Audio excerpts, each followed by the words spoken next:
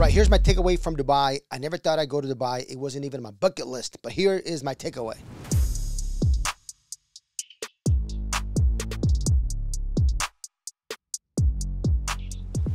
So here's the background story. I met some guys on a Sunday in Austin, Texas, and on Monday night, they sent me a message saying, "Hey, Javier, you want to go to Dubai?" And I'm like, sure, when? Like Friday. So I told my wife, honey, we're going to Dubai Friday.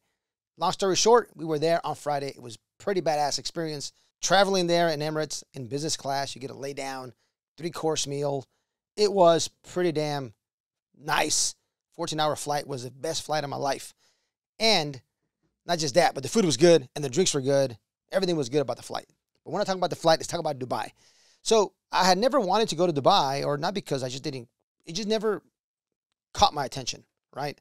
Never caught my attention. I would have probably gone all over Asia, all over Europe, probably Africa, all over North and South America. I would have probably gone to the North Pole, South Pole, and then I would have probably gone to Mars and the moon, and then in Dubai. It just never hit me like, hey, I want to go to Dubai. And I was very, very pleased that I went. I'm like, I would go back like tomorrow. I go back, take my kids, actually. You can go by yourself, have a good time. You can go with a partner, a spouse, significant other, a group of friends, or you can bring your kids. It's got a lot to do for a lot of different things. I'm not a travel expert, right? But I do a lot of traveling. And I was very happy. I was pleasantly surprised of my experience, right? Everybody was very friendly, right?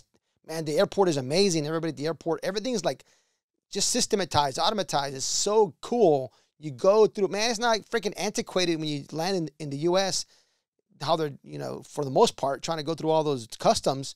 You go through customs there, your check baggage, everything is like super automated. A lot of technology. They're big, big, big thinkers, okay?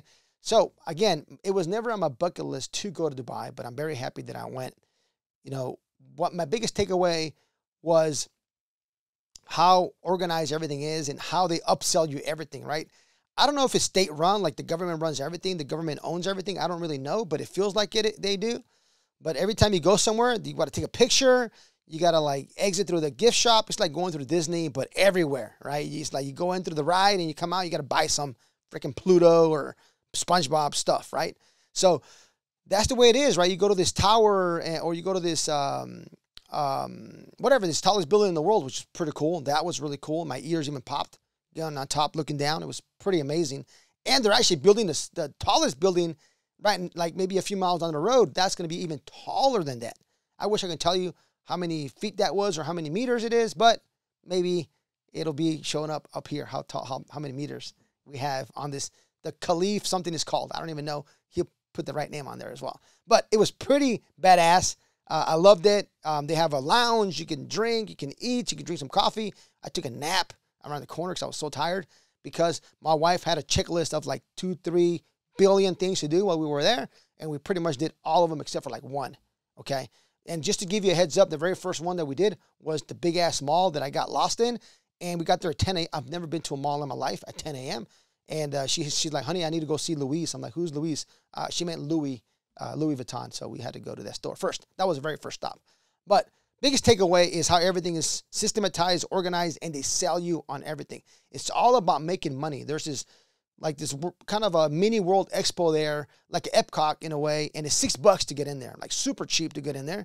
But once you're in there, right, they want you to buy. You go through all these little countries. There's food everywhere, and it's all about the upsell. Even with the Emirates Airlines, right? If you buy a regular ticket, you'll get an email. Like I bought the business ticket, I got an email saying, "Hey, upgrade or to the first class suite or whatever it is at like a third of the price that it was online," right? So they're all about monetizing every aspect of your trip, right?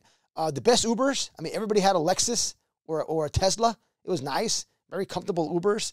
Ubers, like you order an Uber, is there in two minutes, like constantly, anytime, 2 in the morning, 5 in the morning, doesn't matter. You got your Ubers. I accidentally walked in. I thought I was gonna take a piss, and I walked into a prayer room, and I was like, oh shoot, I walked into the wrong room. I didn't know it was a prayer room, but they have prayer rooms everywhere. Bonus tip for me, when I was in Mexico, at Puebla, some little town around Puebla, Mexico, it had the most churches like in all of Mexico, and I walked in 5 of them, and I didn't catch on fire. That's awesome. And I walked into a couple of mosques or whatever kind of prayer areas, and also didn't catch on fire. So that was pretty good. That's definitely a win for me. So continue with my trip to Dubai. We rode some camels. We went off-roading. We went to a lot of food, man, a lot of great food. The food is amazing.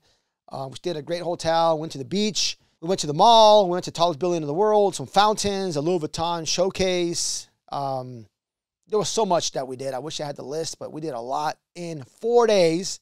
And we did some business too. We did a dinner, a party with these tech guys, and we hanged out all day at the World Expo. And I'll be some other videos about my worst and best takeaway from the World Expo, you know, according to real estate. So now back to Dubai and real estate, driving down the highway for 30 minutes. I looked to my right, I looked to my left. Massive buildings everywhere. Buildings, buildings, buildings, buildings. The marina is super nice. If you go to the marina, the Dubai Marina, go at night. It's just beautiful. Take a boat ride. It's just amazing. But there's just so much construction going on. There's so much money there. There's so many buildings. I don't know if you can make money in real estate there. I just saw a lot of empty buildings. I'll be honest with you. I don't know if they're all full and they're building more, right? Maybe people go stash their money there. I have no idea. But it was beautiful. The architecture is beautiful. The hotels are beautiful. The people were so nice. We went to the bad part of town as well, where you go gold shopping and, you know, you want to buy your Louis Vuitton bags and around the corner and, you know, all the fake stuff. But it was a great experience. A lot of spices there you can buy. We had a blast. But long story short, I never planned to go in Dubai in my life, and I'm glad I did. You should also check it out. For real estate, I don't know if it's good or bad for real estate, but it's definitely good for a good time. How about a mastermind in Dubai? All right, that is it.